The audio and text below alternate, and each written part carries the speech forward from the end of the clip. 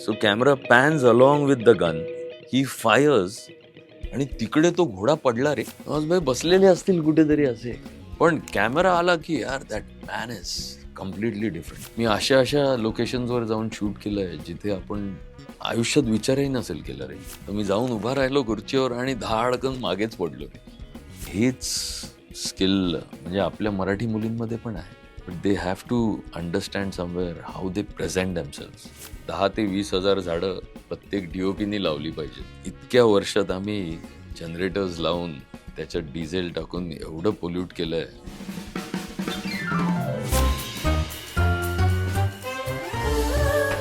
या पॉडकास्टचे प्रायोजक आहेत महाराष्ट्राच्या सोनेरी क्षणांचे सोबती वामन हरी पेठे ज्वेलर्स. नमस्कार, सर्वांचं स्वागत आहे कॅचअपच्या या नव्या कोऱ्या भागात, ज्याचे प्रायोजक आहेत 117 वर्षांची परंपरा आणि विश्वासाचं प्रतीक महाराष्ट्राच्या सोनेरी क्षणांचे सोबती वामन हरी पेठे ज्वेलर्स. सुरुवात करूया आजच्या या भागाला. आणि आज आपल्या सोबत आहे सध्याचा आघाडीचा सिनेमॅटोग्राफर आणि दिग्दर्शक महेश लिमये. उत्तरायण पासून रामायण पर्यंत अशी त्याची कारकीर्द बहरत चाललेली आहे. तर तुला आधी मनापासून शुभेच्छा. धन्यवाद तुझे, तू आलास, तू वेळ काढलास, कारण तू खूप बिझी असतोस आणि प्रचंड बिझी असतो हा. कारण नुसते फिल्म्स नाही तर जाहिराती असतील किंवा ब्रँड फिल्म्स असतील, शॉर्ट फिल्म्स असतील, त्या सगळ्यामध्ये तो काम करत असतो. तर आपण गप्पा मारूया कॅमेऱ्याबद्दल, कॅमेऱ्याच्या पाठचा. तू कॅमेऱ्याच्या समोर तो अजून आला नाहीयेस, पण त्याबद्दल सुद्धा बोलूयात. पण मला सुरुवातीला ना तुला एक फोटो दाखवायचा आहे. ओके. तर त्या फोटोबद्दल तू मला सांग की अच्छा. काय तुझ्या आठवणी आहेत ते. ओके. हा आहे तो फोटो. ओ वाव. हे शिवाजी महाराजांचं पेंटिंग मी 10वी नंतर 1 वर्ष मी फाउंडेशन कोर्स केलेला. आणि त्याच्यानंतर जे स्कूल ऑफ आर्टला ॲडमिशन मिळाली नव्हती त्या वर्षी. एंट्रन्सला मी पास झालेलो, इंटरव्ह्यूमध्ये नाही झालो. तर ते वर्ष मी करंदीकर कला अकॅडमी म्हणून डोंबिवलीत होती, तिकडे मी होतो आणि तिकडे मी एकटाच स्टुडंट होतो. अच्छा. त्यामुळे तेव्हा 7:30 ते 12:30 कॉलेज अटेंड करायचा एकटाच. आणि तेव्हा मित्र वगैरे कोणीच नव्हते. दुपारी घरी येऊन परत पेंटिंग करत बसायचे. तर हे रघुवीर मुळगावकरांचं ओरिजिनल पेंटिंग आहे. तर ते मुळगावकरांची पेंटिंग्स बघितली की असं वाटतं आपण हे काहीतरी असं करावं. तर तेव्हा त्याच्यावर इन्स्पायर होऊन हे पेंटिंग मी केलेलं. आणि 1988 सालचं आहे. आणि तेव्हा भरपूर म्हणजे आत्ता आमच्या ह्या फील्डमध्ये जे पेशन्स लागतात, त्या 1 वर्षांनी मला पेशन्स काय आहेत ते शिकवलं ॲक्च्युली. तर this is very close to me. महाराजांचं पेंटिंग आहे. पण त्याच्यात खाली सही आहे ती शिवकुमार लिमये अशी आहे. करेक्ट. ते तर माझं ऑन पेपर नाव शिवकुमार आहे. अच्छा. आणि मग एवढं मोठं नाव काय म्हणून महेश महेश. दुसरं नाव ठेवलं. आणि अजून ह्या पेंटिंगचं एक वेगळं महत्त्व म्हणजे माझी बायको श्यामा, तिचा मामा आहे गिरीश मामा म्हणून. तर त्यांनी TMC मध्ये तो होता सिटी इंजिनियर. आणि त्यांनी दिघे साहेबांबरोबर भरपूर वर्ष काम केलं एकत्र. तर जेव्हा तो घरी आलेला आणि माझ्या घरी हे पेंटिंग लावलेलं आहे, तर तो म्हणाला, अरे महेश जाऊया, हे ना तू दिघे साहेबांना गिफ्ट कर. तर मी त्याची मस्त कॉपी गोल्डन फ्रेम वगैरे करून एक दिवस तो म्हणाला दुपारी जेव्हा शूट नसेल तेव्हा फोन करीन. तर मी त्याला सांगितलं की आज घरी आहे. तर चल जाऊया, आज जाऊया साहेबांना भेटायला. तर आम्ही आनंदाश्रमला गेलो आणि साहेब निघत होते. तर त्यांची ती आरमाडा आणि ही बाहेर 100-150 माणसं तर असायचीच. तर म्हटलं अरे मामा जाऊन दे आता, एवढी गर्दी आहे. काय नाही, ते बघितलं की आपल्याला बोलवतील. आणि ते बोलत असायचे, बघत असायचे. आणि अरे गिरीश आण. तर ते म्हणाल चल रे. ते म्हणाल जाव्याला घेऊन आलोय. ते म्हणाल हा नमस्कार. तर ते आमच्या लग्नाला आलेले होते.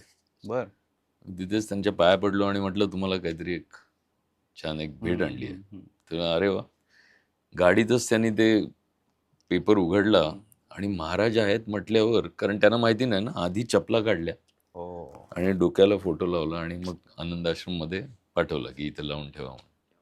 सो क्या बात. कोण कसं काय. असा हा धर्मवीर. हो, खरंच असा हा धर्मवीर. तर ह्या फोटोची ती एक अजून माझी चांगली आठवण आहे. खरंच, खरंच. अजून एक खासियत सांगतो तुला या फोटोची.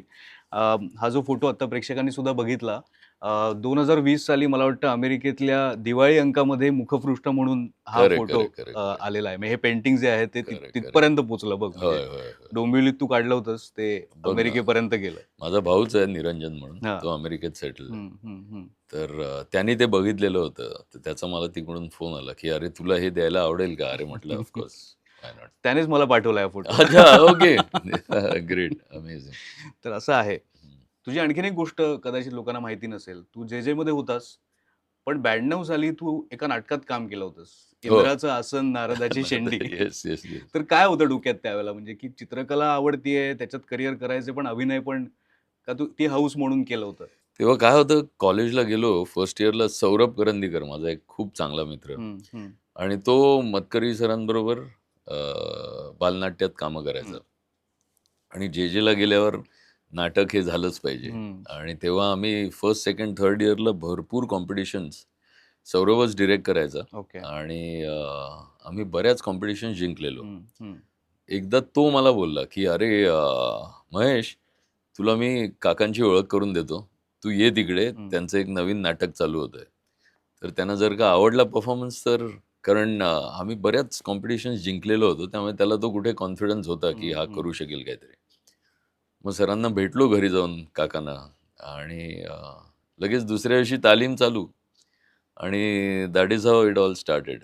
मग ते नाटक म्हणजे आम्ही लिटरली तुला सांगतो, पृथ्वी, NCPA इथे सुद्धा आम्ही केलंय. रवींद्रमध्ये अच्छा. किंवा गडकरीला मोठ्या-मोठ्या थिएटर्सपासून दिलीप काका आहेत, दिलीप प्रवाळकर. हो.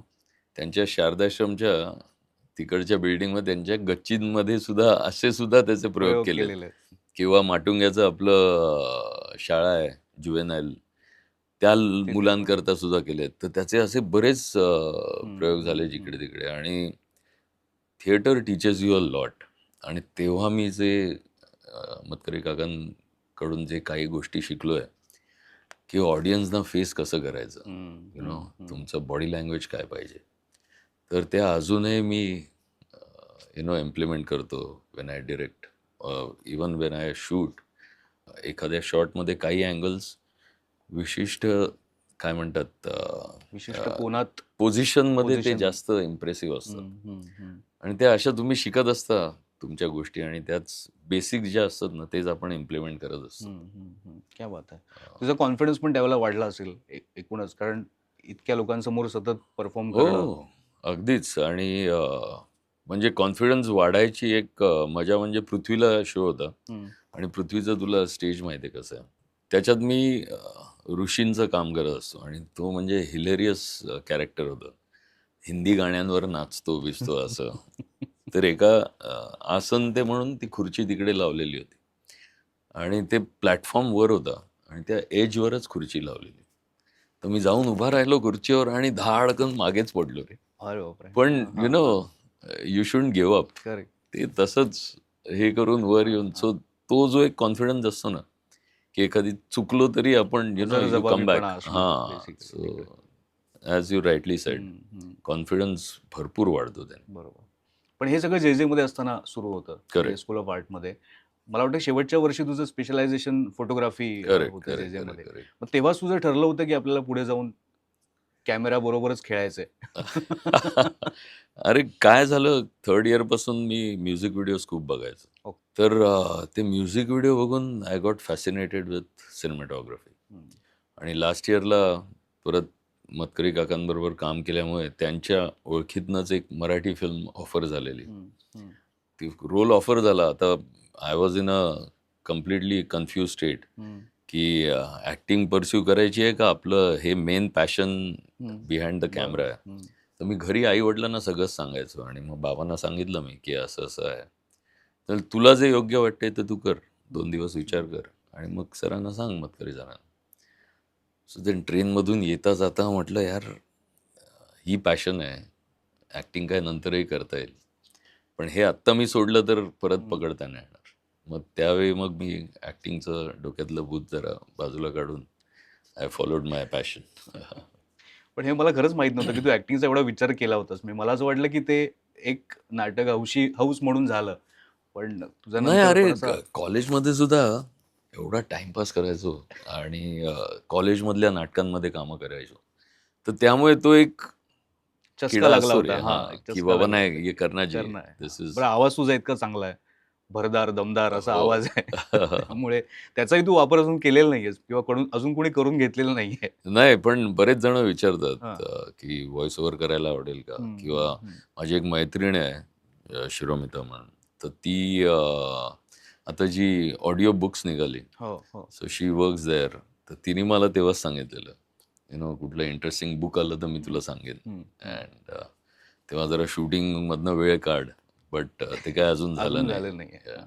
होईल, ते पण होईल. होईल, होईल. नक्कीच. आणि तू जसं मगाशी म्हणालास की अभिनय काय नंतरही करता येईल, तर ते सुद्धा अजून तुझ्याकडे वेळ आहे. हो. कारण जग्गू आणि ज्युलिएटमध्ये तुझी झलक अशी दिसते हो, गाण्यामध्ये करेक्ट, वगैरे. करेक्ट, तू करेक्ट. सुभाष घई सारखा तू येतोस गाण्यात डायरेक्टर म्हणून.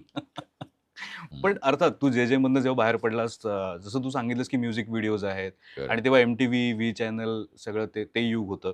पण एक प्रश्न मला नेहमी पडतो की डोंबिवलीत राहून हे तुझं सगळं जग विस्तारलेलं कसं होतं? कारण नेहमी मी पण डोंबिवलीचा आहे आणि नेहमी लोकांना असं वाटतं की जेवढे तुम्ही मुंबईपासून थोडे लांब असता डोंबिवलीसारख्या शहरात, तर तेव्हा संधी कमी असतात, तुमचं एक्सपोजर कमी असतं. तर तसं तुझ्या बाबतीत झालं नाही. तर ते जे-जेमुळेच नाही असं झालं? अगदी. म्हणजे मी जेव्हा 10वी नंतर आर्ट स्कूल काय, आमच्याच ओळखीचं एक म्हणजे माझ्या भावासारखाच आहे, अंकुश कुलकर्णी. तर तो जे-जेला होता ओके. आणि तो सुद्धा खूप सुंदर पेंटिंग्स वगैरे करायचा. तर माझं पण पेंटिंग चांगलं होतं. तो म्हणालेला, "तू जे-जेला आहे." तर मी त्याच्याबरोबर जे-जेला पहिल्यांदा गेलो आफ्टर 10th.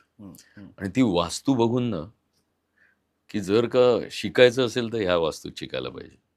तेव्हा मला 2 वर्ष ॲडमिशन नाही मिळाली. पण ती एक डोक्यात ते माझ्या राहिलेलं, की शिकायचं असेल तर इथेच. त्यामुळे 2 वर्षानंतर सुद्धा मी 3rd इयरला पण परत अटेम्प्ट केला. अच्छा. आणि बेस्ट पार्ट इज आई-वडिलांचा मला सपोर्ट होता. त्यांनी कधीही मला कुठल्याही गोष्टीत थांबवलं नाही. तर त्यामुळे आज मी जो काही आहे तो त्यांच्या मुळेच आहे. बरोबर. मग जे-जेला गेलो ना, जेव्हा ॲडमिशन मिळाली 3rd इयरला, तर हे आत्ता तू जे शिवाजी महाराजांचं पेंटिंग दाखवलंस, अशी बरीच पेंटिंग केलेली ओके. आणि हात सुधारायला लागतो तुला. आणि त्याने मला इंटरव्ह्यूला माझी पेंटिंग बघूनच माझ्या मते दे मस्ट हॅव थॉट की याच्यात काहीतरी स्पार्क आहे. मी जे-जेपर्यंत म्हणजे माझ्या फर्स्ट इयरपर्यंत ना माझी हाईटसुद्धा मी 4'11" वगैरे असेल. तर मला चिंट्याच म्हणायचे. अच्छा. आणि फर्स्ट इयरला आय शॉट अप. माझं सगळं त्या जे-जेमध्ये गेल्यावर ना माझी व्हिजनच चेंज झाली. म्हणजे त्यावेळी अक्षरशः स्टाईल स्टेटमेंट काय असतं, मुलं आणि मुली तिकडच्या ना त्या एक वेगळ्या थॉटनी तिकडे येतात. तिकडचे प्रोफेसर्स आम्हाला ना ज्या प्रकारे आम्हाला ग्रूम केलं त्यांनी to look at things in a different way, in a creative way. So त्याचा आपल्यावर सुद्धा हळूहळू परिणाम होत असतो. आणि मग माझे वडील, इंटरेस्टिंग गोष्ट म्हणजे ते राहिले शिवाजी पार्कमध्येच वाढले. ते हिंदी फिल्म ते बघायचेच नाहीत. त्यांच्या यंग एजपासून त्यांनी जवळजवळ 20-22 वर्ष फक्त हॉलिवूडच्या best of the Hollywood films आणि दादरमध्ये असल्यामुळे अगदी स्ट्रँड वगैरे कुलाब्यापासून सगळ्या मोठ्या मोठ्या थिएटर्सला जाऊन ते पॅशनेट होते अबाउट फिल्म्स. म्हणजे क्लार्क गॅबल आणि ह्यांचे डायलॉग्स त्यांच्या पाठ होते इंग्लिश फिल्म्स. तर म्हणजे त्यांनी आम्हाला the bridge on the river Kwai किंवा वेअर ईगल्स डेअर ह्या फिल्म्स मी वडिलांबरोबर जाऊन बघितल्या. तर जेव्हा मी जे-जेला गेलो, पहिली गोष्ट त्यांनी मला सांगितली, तू मराठी मीडियममध्ये शिकलास, पण तुला जग वेगळ्या प्रकारे बघायचं असेल आणि तू क्रिएटिव्ह फील्डमध्ये आहेस, you have to have a command on your language. So मग कॅथलिक फ्रेंड्स कसे करू, हे कसे करू, जस्ट ओपन युअर बांडोस. तर त्यांनी मला ती एक वेगळी दृष्टी दाखवली की ह्या प्रकारे तू जग बघ. आणि त्याचा मला खूप फायदा झाला. म्हणजे माझ्याच बॅचचा मालन किंवा क्लॉड असेल, पूर्ण म्हणजे आम्ही पण सेम एजचे होते, but they all were different. आणि ती काय आपल्यासारखीच सगळी माणसं असतात, पण एक वेगळ्या प्रकारे तू प्रेझेंट करतोस स्वतःला. आणि मी म्हटलं नाही, हे आपल्याला शिकायला पाहिजे. जरी आपले रूट्स तिथेच असतात, पण काही गोष्टी तुम्हाला बऱ्याचशा चांगल्या गोष्टी तुम्हाला फील्ड तुमचं शिकवत असतं. आणि आय थिंक कॉलेजमध्ये मी त्या गोष्टी बऱ्याच ऑब्झर्व केल्या. आणि the biggest key in our field is observation. Even तुम्ही पेंटर असाल, आर्टिस्ट असाल, तरी तुम्हाला ऑब्झर्व करणं इज व्हेरी इम्पॉर्टंट. त्या ऑब्झर्वेशन तुमच्यात सुद्धा बरेच बदल घडत असतात आणि तसंच माझ्या बाबतीत झालंय. बरोबर. तुम्ही कुठल्या शहरात आहात, कुठून आलात हे महत्वाचं नाही, राहत काय नाही. नाही. आणि असं ते चिंट्या तू होतास, पण तू जे ला आल्यानंतर एक म्हणजे विस्तारत गेलास आणि आता तू वेगळीच उंची गाठलीस असं असं म्हणायला लागेल. पण तू पुढच्या सगळ्या काळामध्ये इतके वेगवेगळे सिनेमे केलेस, जाहिराती केल्यास, अनेक मोठमोठ्या दिग्दर्शकांबरोबर काम केलंस, अनेक मोठमोठ्या कलाकारांबरोबर काम केलंस.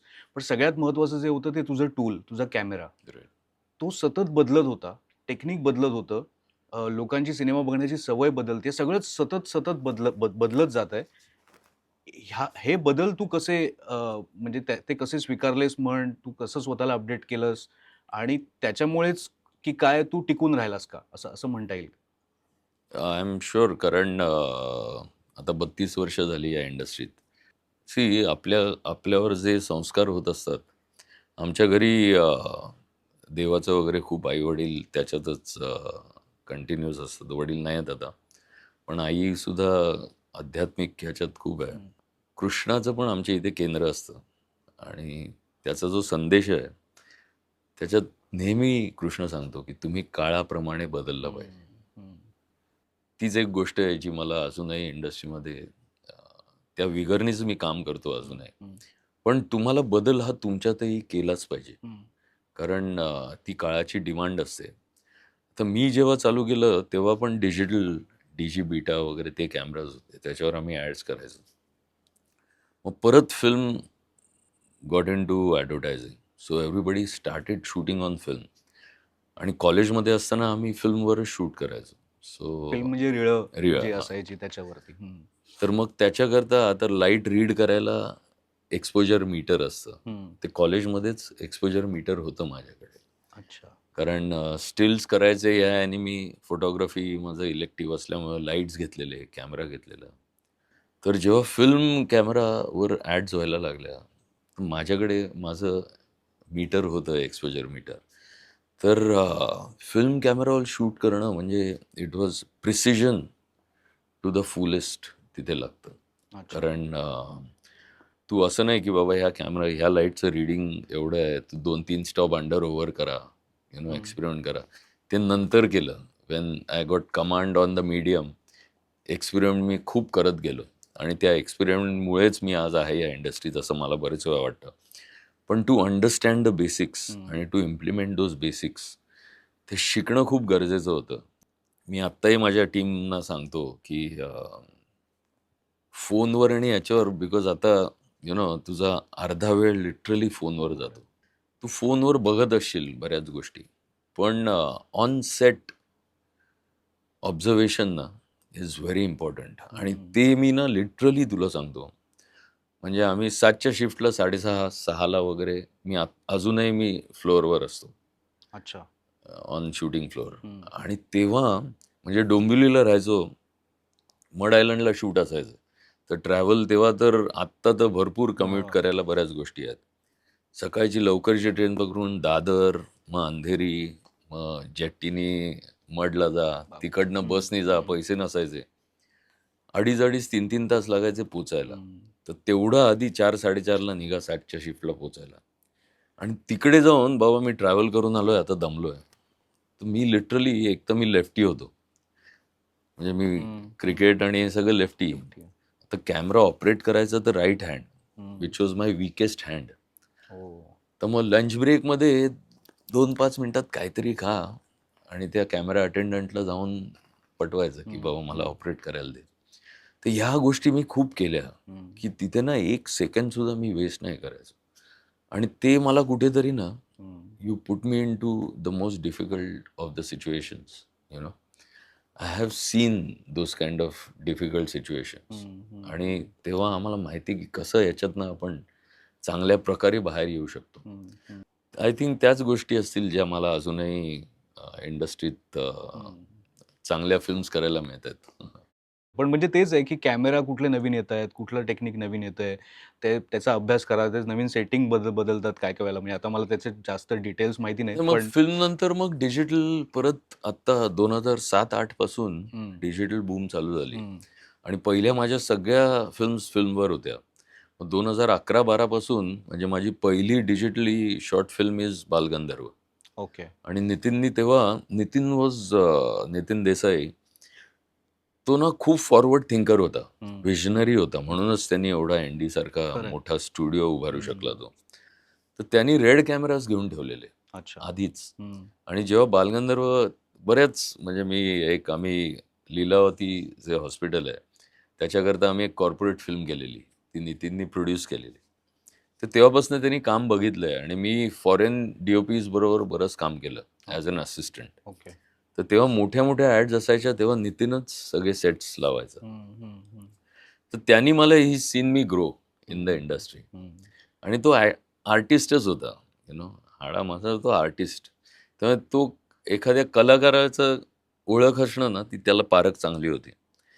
तर मग त्यांनी बालगंधर्वच्या वेळी म्हणे, "तूच शूट करणार आहेस." मला काय माहिती नाही. हं. आणि रवी आणि मी ॲक्चुअली नटरंग नंतर तो नेहमी भेटायचा मला. "अरे, काय नवीन करतोयस का? नटरंग खूप सुंदर फिल्म आहे." तर मग रवीला घेऊन ये एकदा काय असेल तर. हं. रवी आणि मी गेलो तिकडे.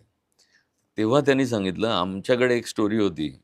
ते म्हणले, "नाही, हे बाजूला ठेवा. आपण अशी फिल्म मला करायची." हं. ते म्हणाले, "तूच करणार आहेस Balgandharva. Because I have scene your work." तेव्हा त्यांनी रेड घेऊन ठेवलेले 2. सो माझ्याकरता ते चॅलेंजिंग होतं, की आता फिल्मवरून to shift on to digital. Digital. पण तुला सांगतो माझ्या बालगंधर्वचे काही फुटेज आमच्या इथे एक रेड कंपनीत अमेरिकेत काम केलेला एक टेक्निशियन आलेला. आणि त्यांनी ते फुटेज बघितलं आणि he was like, I have to send this footage to Red International म्हणजे अमेरिकेत. आणि त्यांनी ते तेव्हा बालगंधर्वचं फुटेज तिकडे पाठवलेलं, की if you understand the camera well, sky is a limit. म्हणजे तेव्हा असं होतं, आता मी अगदी बेसिक ह्याच्यात हं, सांगतो, की हं. हायलाइट्स कंट्रोल करणं डिजिटल हं. कॅमेराजनं वॉज अ टास्क. ओके.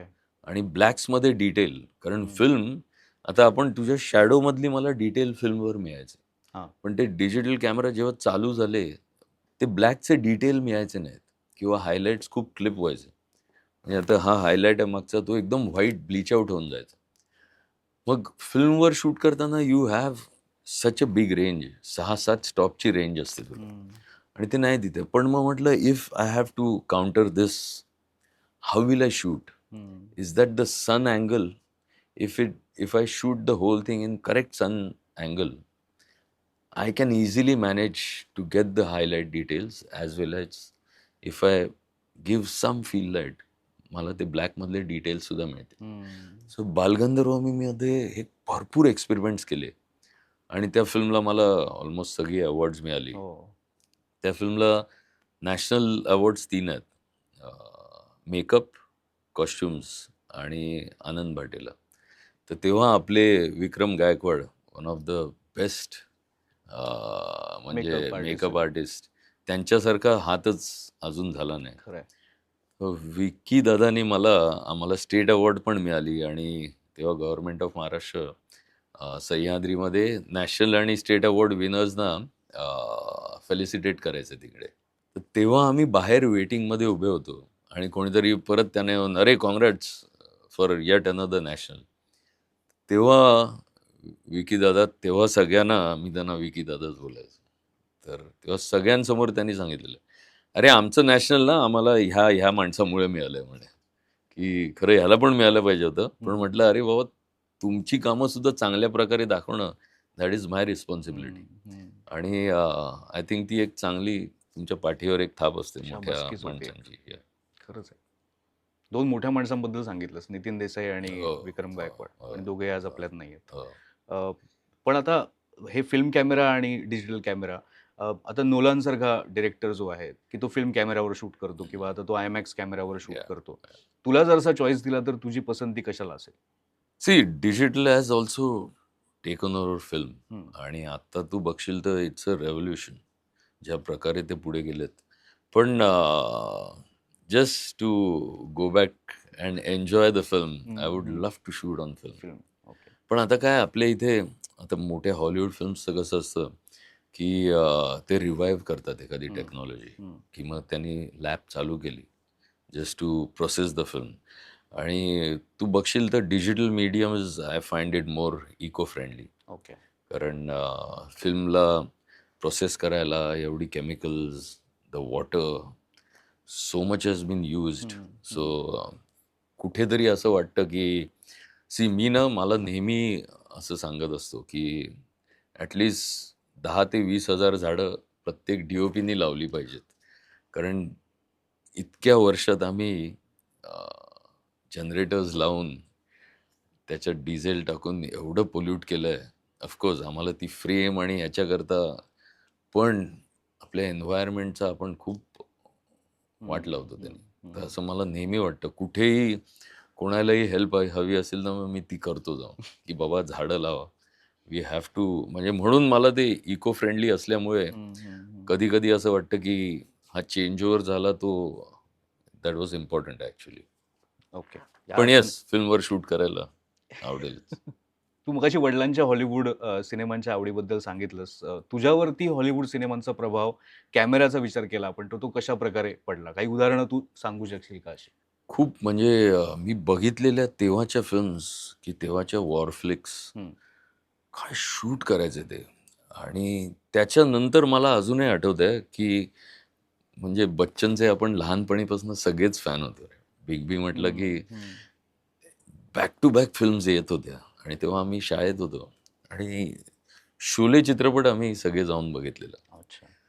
आणि तेव्हा मला बाबांचं ते आठवतंय की यार हे बघ हे कसं हॉलिवूड सारखं आहे. सो शोलेचा इम्पॅक्ट खूप होता माझ्यावर ओके. तेव्हापासून की ते पहिलीच चेज आहे ट्रेनमधली.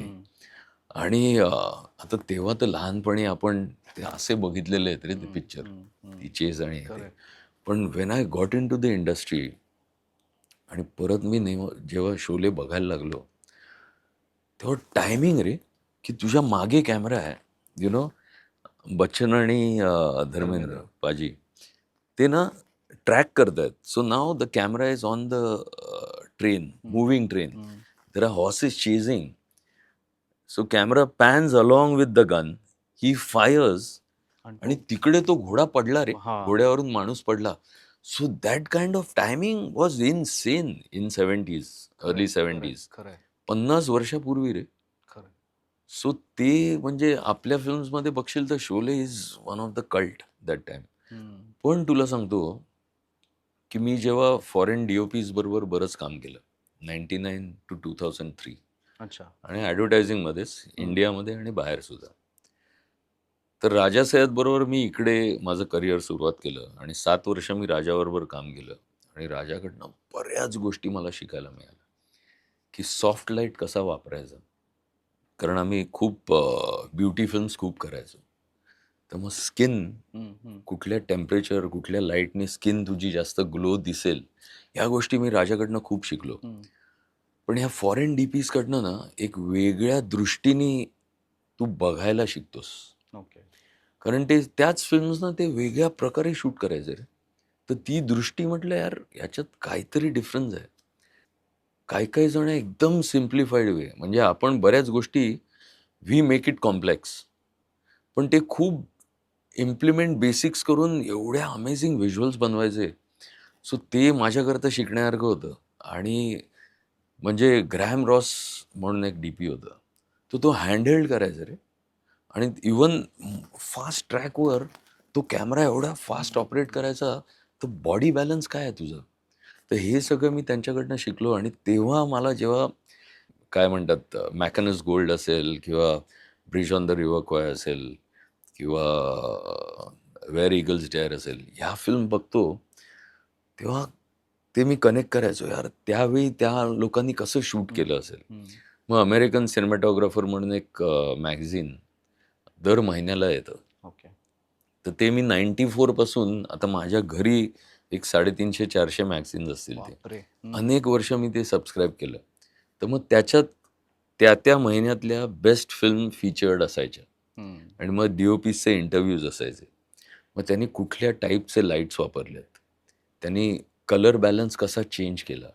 मग ते वाचून बघून मी माझ्या फिल्म्समध्ये भरपूर एक्सपेरिमेंट केली. म्हणजे माझी पहिली फिल्म आहे CO9, त्याच्यात मी बऱ्याच एक्सपेरिमेंट केल्या. किंवा उत्तरायण असेल, उत्तरायणमध्ये मी खूप एक्सपेरिमेंट्स केली आणि ती मी करत करत म्हणजे दबंगला मी टोबॅको फिल्टर वापरलं आणि it became a rage that look. पण ते मी उत्तरायणमध्ये केलेलं होतं आधी ओके. 5-7 वर्षापूर्वी. त्यामुळे मला ते एक्सपेरिमेंट म्हणून करायला ना एक असं असतं ना की यार सलमान भाई आहे, त्यांची पहिली फिल्म मी करतोय ॲज अ DOP. माझी ती मोठी हॉलिवूड म्हणजे बॉलिवूडमधली मोठी फिल्म होती. पण तेव्हा सुद्धा because I was so confident, आणि हा कॉन्फिडन्स तुम्हाला एक्सपिरियन्सनीच येतो. त्याच्याशिवाय ओव्हर कॉन्फिडन्स सुद्धा असून चालत नाही. पण ते मी बिंदास केलं आणि दोज एक्सपेरिमेंट्स वर्कड. सो मजा असते आपल्या ह्या फील्डमध्ये ना. It is endless. तुम्ही किती काय काय नवीन घेऊन याल.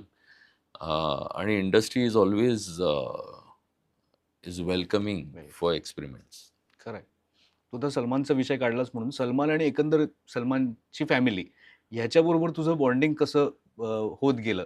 कारण तू दबंग तू केलासच, पुढचे पण दबंग केलेस, पण तू फ्रिकी अली सारखा सिनेमा पण केला. सलमान बरोबर अनेक जाहिरातींमध्ये सुद्धा तू काम केलंस, म्हणजे जाहिरातींसाठी पण तू काम केलंस. सलमान भाईंबरोबर मी अरबाज बरोबर, म्हणजे अरबाज भाई होते फॅशनमध्ये, हो. आणि मी बऱ्याच ठिकाणी सांगितलंय. त्यांनी मर्जावा सॉन्ग होतं आमचं, त्याचं ते लाइटिंग बघून ही वॉज कम्प्लिटली ब्लोन.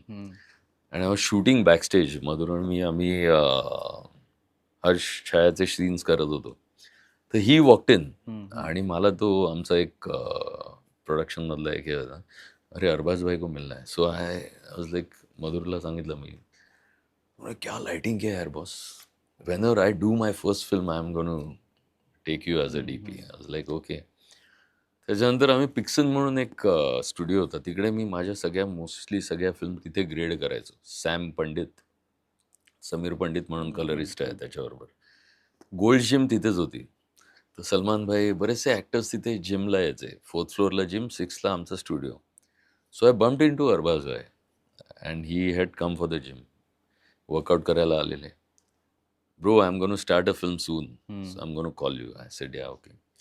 मग एकदा परत भेटले, ते म्हणाले अरे एक्चुअली मैं ना कोई स्मॉलर आर्टिस्ट के साथ बनाने वाला था, छोटे इस पे, बट भाई इज इम्प्रेस विद the story, so he might join us as a lead character. तर ते हळूहळू आणि मग डिरेक्टर बरोबर तो म्हणाला Abhinay is directing and he wanted to see you because मैंने तो बोला है यही करेगा. तर मी गेलो सोहेल भाईंच्या ऑफिसला, आमची मीटिंग होती. आणि मग अभिनव बोलला अच्छा क्या क्या किया आपने. मी त्यांना सांगितलं आपली CO9 मराठी फिल्म, नटरंग झालेली तोपर्यंत, मधुरच्या कॉर्पोरेट आणि त्या फॅशन. करेक्ट, त्या फिल्म झालेल्या. तो अच्छा इसके लिए ना मैं कुछ अलग लुक ट्राय करने का सोच रहा हूँ. म्हणलं आप you let me know the script. तर त्यांनी मला स्क्रिप्ट नरेट केली. आणि मग नंतर he said so now tell me what kind of visuals. I said desperado. तर तो एकदम ब्लँक झाला. तो म्हणाला bang on, this is what I am thinking. So तिथे आम्ही कनेक्ट झालो डिरेक्टर बरोबर. आणि अरबाज भाई वॉज 100% शुअर. मग त्याच्यानंतर मी ॲड केली. मालन माझा मित्रच आहे, तर तो भरपूर आम्ही ॲड्स बऱ्याच, म्हणजे बच्चन साहेब असतील, ऋतिक असेल, आम्ही बऱ्याच A-लिस्टर ॲक्टर्स बरोबर ॲड करतच असायचो. तो अरे सलमान भाई के साथ एक शूट कर रहे हम लोग, करीना अँड सलमान, आणि ज्वेलरीची फिल्म होती ती. सो देवर 3 फिल्म्स आणि त्या एका दिवसात 3 फिल्म विथ 2 बिगेस्ट सेलिब्रिटीज. तर मालन बोलले it's gonna be a test for us. म्हटलं या इट्स ओके. तर सलमान भाई अराइव्ड आणि आय गॉट इंट्रोड्यूस की असं असं. मी तेव्हा त्यांना सांगितलं की bhai Dabangg I am shooting. So अच्छा cool, let me try your speed now, let me see your speed now. आणि आम्ही one after the other bang bang bang 6-7 तासात 3 ॲड्स केल्या आणि he was so happy. And that is how माझी पहिली interaction चालू झाली सलमान भाई. आणि मग फिल्म झाली आणि दबंगमध्ये काही दिवसानंतर ना म्हणजे असं व्हायचं की शॉट झाला की समोरचा कॅरेक्टर आहे, शॉट झाला की भाई used to look at me behind camera. So आम्ही तसं आमचं म्हणजे आम्ही जास्त बोलायचं पण नाही, पण there is a different communication. आणि मी जसं तुला म्हटलं की ऑब्झर्वेशन, सलमान भाईंचं ऑब्झर्वेशन इज आउटस्टँडिंग. म्हणजे मी ॲक्शन, आम्ही जवळजवळ 67-68 डेज ॲक्शन शूट केलं आहे दबंग 1मध्ये. आणि का ते एवढे मोठे ॲक्टर आहेत, तर काही काही एवढे डिफिकल्ट ॲक्शन सिक्वेन्सेस दिवसभर ते ॲक्शन मास्टर त्यांच्या असिस्टंट बरोबर स्ट्रगल करायचं की बाबा भाई आहे तो करेक्ट बॅलन्स आहे, जम्पिंग, बिकॉज आत्ता रॅचेट्स वगैरे आले, आता new technology has been introduced in action. पण तेव्हा माणसंच हँडपुल करायची, तर दुसऱ्या मजल्यावरून कोण पडणार असेल तर खाली आल्यावर ते बॅलन्स झालं पाहिजे ना. तर त्यांना ते परत भाईचं वेट, दुसरा जो माणूस करेल त्यांचं वेट, साहेब यायचे सलमान भाई हां शो मी, 1-2दा करायला लावायचं. फर्स्ट टेकमध्ये ओके रे, म्हणजे काय काय एवढे difficult stunts 1 take okay. So ते ऑब्झर्वेशन असल्याशिवाय कोणी करू नाही शकत. खरं. आणि मग तिकडून जे चालू झालं, मग दबंग 1 केला. 2मध्ये मी हिरोईन करत होतो, त्यामुळे मी 2 करू नाही शकलो. पण अगेन अरबाज भाई called me back because they had 2 big songs, Fevicol आणि लव्ह सॉंग होतं. तेव्हा आय वॉन्ट यू बाबा, आय एम व्हेरी कम्फर्टेबल. मग क्लायमॅक्सचा ॲक्शन सिक्वेन्स होता. सो डीपी तेव्हा त्याला काहीतरी मलेरिया झालेला. Then I shot climax of Dabangg 2. मग परत 3 केला. आणि while all this happening, ads बऱ्याच केल्या मी सलमान भाई. म्हणजे आत्ता परवासुद्धा एक आम्ही ॲड केली. तर त्यांच्याबरोबर एक वेगळं ट्युनिंग आहे आणि ही treats everyone like a family here. म्हणजे एक त्यांची इमेज वेगळी आहे, पण if you look at it, he is a completely kind and generous human being. आणि त्यांचा जो ब्रँड आहे बिईंग ह्युमन, तो ॲक्च्युली ते सलमान भाईच आहेत. He is so kind, is a one of the greatest human beings. कारण त्यांनी इतक्या लोकांना हेल्प केली आणि ते बघितलं. So ya, he is like a family to us. तू जसं सलमानबद्दल सांगितलं तसं बऱ्याचदा असं म्हणतात की काही कलाकार असे असतात की ज्यांना कॅमेरा बरोबर कळतो. तुला असे अनुभव आलेत का? आणि आले असतील तर ते हिंदीमधले कुठले कलाकार तू सांगू शकशील, किंवा मराठीतले असे कोण कलाकार आहेत की? हिंदीमधले Ranbir Kapoor is okay. The understanding about camera is outstanding. म्हणजे मी बऱ्याच ॲड्ससुद्धा केल्या आहेत. आणि जग्गा जासूसचं मी एक 8-10 दिवसाचं क्लॅश केलेलं. आणि रणबीर म्हणजे आम्ही ट्रॅफिक सिग्नल शूट करत होतो 2005-06मध्ये एनडीमध्ये. तेव्हा संजय सर सावरिया शूट करत होते एनडीच्या मेन फ्लोअरवर. Okay. So I have seen him as a younger actor, कारण आम्ही 2 महिने तिथे राहत होतो. आणि I have seen him grow as an actor. He is fabulous. मराठीत म्हणशील तर आपल्या इथे ना म्हणजे सगळेच ॲक्टर मी पाया पडतो त्यांच्या, कारण थिएटर बॅकग्राऊंडमुळे द कमांड ऑन लँग्वेज, जे कुठलं कॅरेक्टर पकडतात ते ज्या प्रकारे सादरीकरण असतं त्यांचं, हॅट्स ऑफ. आणि अंडरस्टँडिंग द कॅमेरा लँग्वेज म्हणशील तर उपेंद्र लिमये. अच्छा. बऱ्याचदा आता इंडस्ट्रीत म्हणतात नाही, काय काय वेळेला खूप ओव्हर वाटतं, हे वाटतं, पण त्या माणसाकडनं ना जे काही शिकण्यासारखं आहे. म्हणजे उपेंद्रचं अंडरस्टँडिंग अबाउट कॅमेरा लेन्सेस आणि तो सीन ना as a character which he plays, तो मस्त ते टायमिंग करून घेतो. मग तू 50 टेक कर वेगवेगळ्या अँगल्समधनं, he will give you the same continuity of his hand, of his face, of the dialogue. So हे माझ्याकरता खूप learning, biggest learning. Because when I direct, मी कॅमेराच्या मागे जरी असलो तरी मी अच्छा नाही सर लेफ्ट हँड वापरलेलं, नाही राईट हँड अरे नाही पण ते ना ते लिटरली असं स्कॅन केल्यासारखं डोक्यात बसून जातं. आणि हे की ॲक्टर सुद्धा कसे वर्क अराउंड करतात, की काय त्यांना म्हणजे आत्ताच मी एक फिल्म डिरेक्ट केली आहे. तर आता त्या रिलीजच्या जवळ जसे येऊ तेव्हा मी बोलीनच. But I have work with one of the greatest of all time. आणि तो ॲक्टर का ग्रेट आहे तर तुम्ही जेव्हा इंटरॅक्ट करता, काम करता तेव्हाच समजतं. काय एक्सपिरियन्स आहे रे आपल्या मराठीमध्ये कलाकारांचा एक्सपिरियन्स इज ह्यूज. आणि that is because of theatre. जसं मी पहिले बोललो, theatre teaches everyone so much यार, be it actor or technician. आणि ते मी प्रत्येकामध्ये बघतो. म्हणजे फिमेल ॲक्टर्स असतील. मी अभिनेत्रींबद्दलच विचारणार होतो की हो. कोण तुला वाटतात अभिनेत्री? नीना कुलकर्णी, वंदना गुप्ते, आउटस्टँडिंग परफॉर्मन्स. जे उत्तरायणमध्ये मी नीना कुलकर्णींबरोबर काम केलं, किंवा फॅमिली कट्टामध्ये वंदना ताईबरोबर काम केलं आहे, किंवा प्रतीक्षा लोणकर असेल. ब्रिलियंट ॲक्टर्स यार. म्हणजे विभावरी आम्ही नटरंग बालगंधर्वमध्ये तिच्याबरोबर. She is from theatre. Outstanding performance. आपण जेव्हा बिहाइंड द कॅमेरा जरी असलो ना तरी आय ऑलवेज ऑब्झर्व ॲक्टर्स की how they are performing. Subodh Bhave यार, म्हणजे बालगंधर्वसारखं त्याचा परफॉर्मन्स नाही आहे, आउटस्टँडिंग.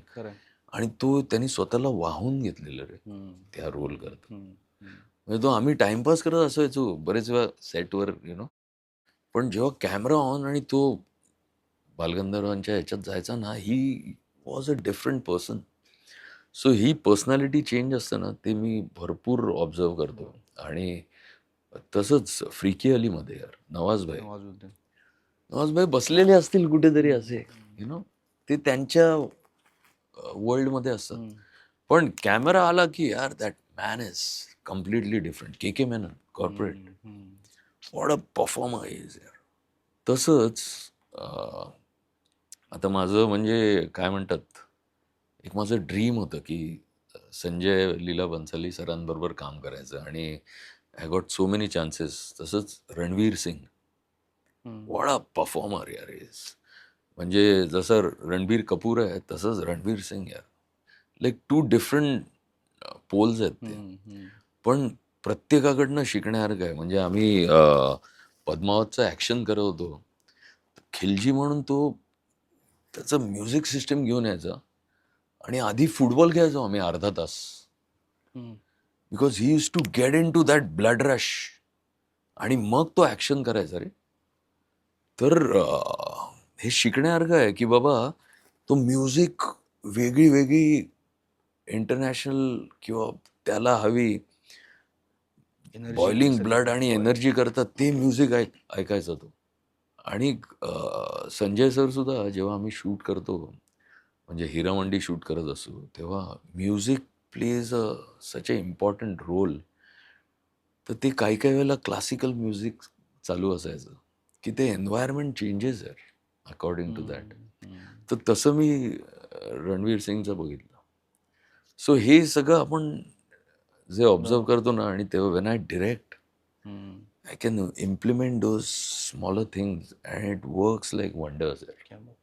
तुला प्रियंका चोप्राच्या एकंदरीत ग्राफ बद्दल काय वाटतं? कारण तू तिला फॅशनमध्ये म्हणजे ज्या प्रकारे तिने काम केलंय आणि कठीण रोल आहे एकतर तो, आणि आज ती हॉलिवूडमधली एक खूप मोठी अभिनेत्री म्हणून गाजतीये.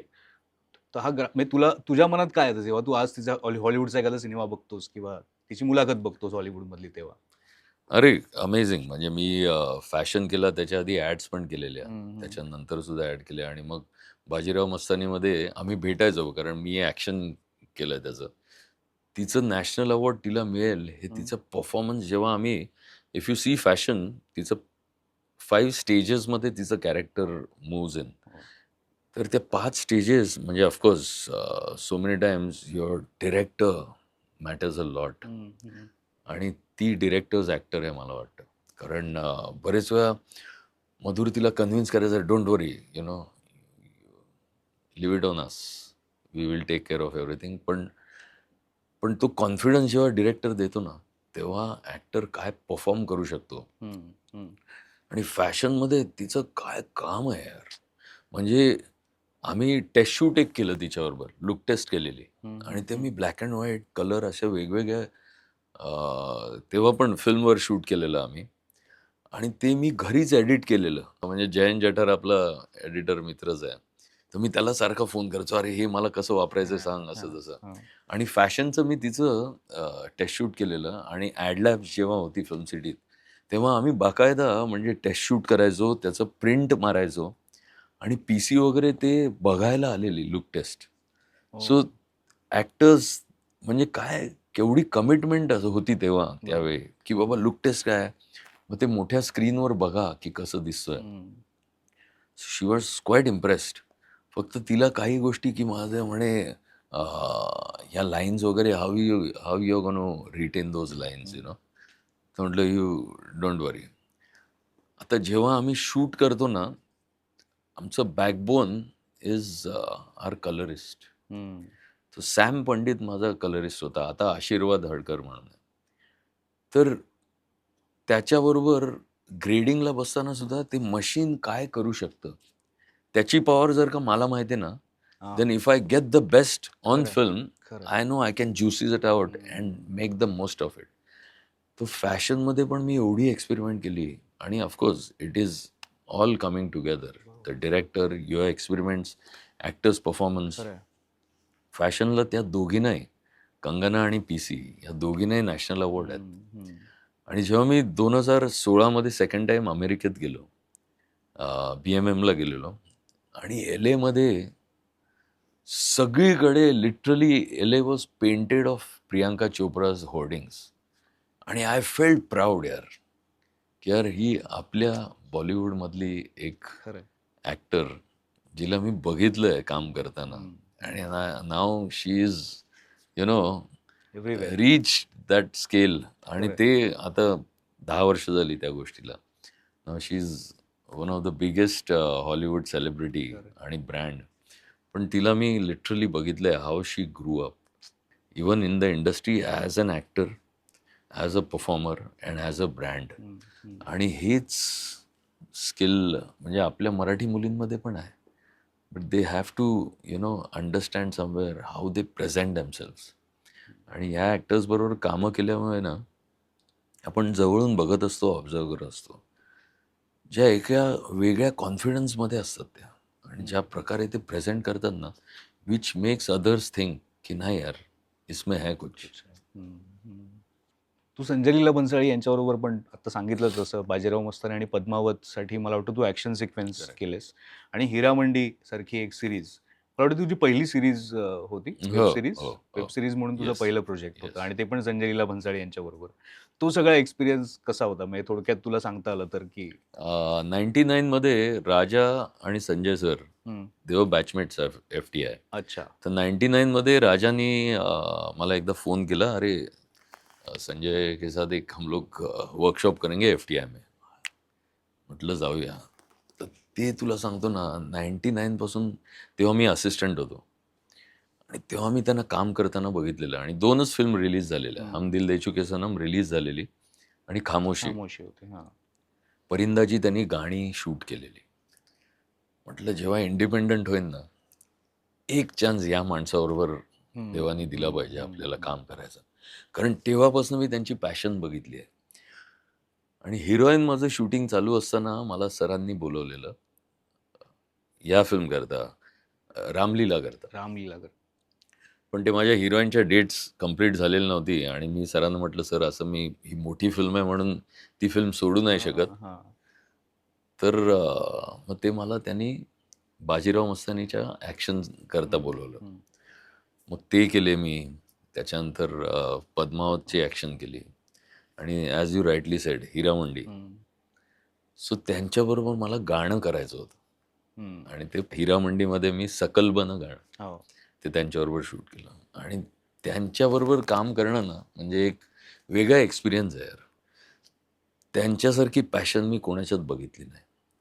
ते दिवस रात्र फिल्म मेकिंगबद्दल, शॉर्ट्सबद्दल, अँगल्सबद्दल आणि त्यांच्या सेट्सबद्दलच बोलत असतात. म्हणजे एखादा सेट, आम्ही एवढे सेट्स उभारलेत आत्तापर्यंत, सरांनी तर एवढे सेट्स उभारलेत, आम्ही नाहीच म्हणायला पाहिजे, सरांनी. तर संजय सर ते सेट जेव्हा तो तोडला जातो, ते 2-4, 10 दिवस तो सेट तसाच ठेवतात. He goes walks around the set. ते लिटरली बोलतात. बापरे. He so connected with the art form of film making. आणि माझ्याकरता इज लाईक गुरु म्हणजे किंवा गुरु सारखंच. ते त्यांच्या फिल्ममधनं ते शिकतच असतो आम्ही काही ना काही. आणि जेव्हा पद्मावतमध्ये किंवा बाजीराव मस्तानीमध्ये ॲक्शनमध्ये सुद्धा ना, म्हणजे ॲज अ डिरेक्टर, की बाबा आता ॲक्शन डिरेक्टर आहेत ना तुमचे, डिरेक्टर मागे बसलेला असतो, ते येऊन म्हणजे श्याम कौशल ते सगळे ॲक्शन कोरिओग्राफी करतात त्यांचं. तर श्यामजींना, नाही सर श्यामजी थोडं हे चेंज करते, आणि श्यामजी एवढा एक्सपिरियन्स ॲक्शन डिरेक्टर, पण त्यांना पण माहिती आहे की संजय सर काहीतरी सांगतील तर वो कुछ अलग लेके आएंगे. तर पद्मावतचा ॲक्शन सिक्वेन्स आहे रणबीर आणि शाहिदचा, तो त्यांनी ते बघितलं आणि ते म्हणाले, नाही नाही हे थोडा चेंज करते, कॅमेरा घुमाव 360. तर ते VFX आर्टिस्ट करता सुद्धा प्रसाद, तेव्हा होता प्रसाद सुद्धा, त्याच्याकरता चॅलेंज, म्हणजे he creates challenge for everyone and he gets the best out of you. And that is what the best part about him. ते चॅलेंजेस ना, म्हणजे बरेच वेळा असं वाटतं यार, बरं ना कुठे आलो आपण इथे, पण जेव्हा ते फायनल हे बघतो ना, तेव्हा कळतं the importance of that one man, the captain. आणि खूप शिकतो मी त्यांच्याकडून. पण मला नेहमी तीच गंमत वाटते की तू हिरामंडीचं सांगतोस जेव्हा की तुझ्याकडे वेळ असतो, बजेट मोठं असतं, आणि मला असं वाटतं की कदाचित त्याच काळात तू फुलवंती हो शूट हो करत असशील हो हो, आगे मागे. Correct correct. तर हा जो फरक आहे की फुलवंती करताना परत कसं आहे की कुठेतरी बजेटचा प्रश्न असेल, वेळ मोजका असेल, आपल्याकडे कलाकार खूप चांगले आहेत तर ते तू सांगितलंस, पण त्या सगळ्या म्हणजे काय कमतरता म्हणू आपण त्याला, ते असताना सुद्धा तू इतकं चांगलं ते शूट केलंयस फुलवंती. म्हणजे संजय जाधव यांनी तुझं कौतुक केलं आणि त्यांनी तुझा व्हिडिओ युट्यूबवर होय, टाकलाय, होय, मी होय. बघितला. तर आणि अनेकांनी कौतुक केलं, त्यासाठी तुला पुरस्कारही मिळाले. तर त्यावेळेला आव्हानं काय असतात तुझ्या पुढे आणि मग त्याच्यावर तू ओव्हरकम कसा करतोस? Very good question. कारण budget is the biggest challenge Marathi film shoot करताना. पण जे मी तुला म्हटलं ना, जेवढा तुझा जास्त एक्सपिरियन्स आहे ना, ते तू इम्प्लिमेंट करत जातोस. आणि कधी कधी काय असतं, तुला बजेट नाही लागत, तुला त्या गोष्टी जरी बेसिक गोष्टी असतील तरी तू खूप चांगल्या प्रकारे शूट करू शकतोस, जर का तुझा कलर पॅलेट तू करेक्ट पकडलीस आणि Okay. तू जर लाइटिंग जर का तू करेक्ट केलंस ना, तर म्हणजे Phulwanti is the biggest example. ते सगळ्यांना आवडतं, कारण ती फिल्म 23 दिवसात शूट केली अख्खी फिल्म. ज्यात गाणी त्याच्यात आहेत. गाणी आहेत, म्हणजे 9 दिवस तर आम्ही सॉन्ग करत होतो. पण मी तुला सांगतो ना, आपला भोरचा पॅलेस आहे, राजवाडा आहे, तिकडे आम्ही 4 वेगवेगळी लोकेशन सेटअप केलेली, आणि मी 1 दिवस आधी फक्त लाइटिंग करून ठेवलेलं त्याचं. ओके. आणि 6 ते 7 वेळा मी प्रवीणला घेऊन जायचो. आणि हिची तर पहिली फिल्म होती ॲज अ डिरेक्टर, स्नेहलची. तर की तिचं पण, प्रवीणचं तर माझ्यावर he's got a full faith की बाबा लिह, तू करले. म्हणजे मला त्याचं रायटिंग खूप आवडतं आणि he gives me freedom to shoot. त्यामुळे मी 6-7 वेळा त्याला घेऊन गेलो, हा सीन इकडे करूया, हा सीन इकडे करूया. मग तिने ना ते नरेट करत असतानाच मला चाफ्याचं झाड आणि चाफा दिसत होता सगळीकडे. जेव्हा स्नेहलनी नरेट केली, सगळ्या आम्ही 25-30 जण होतो ऑफिसमध्ये, आणि मग तिने खूप चांगल्या प्रकारे नरेट केली फिल्म. मी तिला त्याच दिवशी, म्हणजे त्याचं ते नरेशन असतं, मग जेवण असतंय, तिला साईडला घेतलं, म्हणलं मला चाफा खूप दिसतो इथे.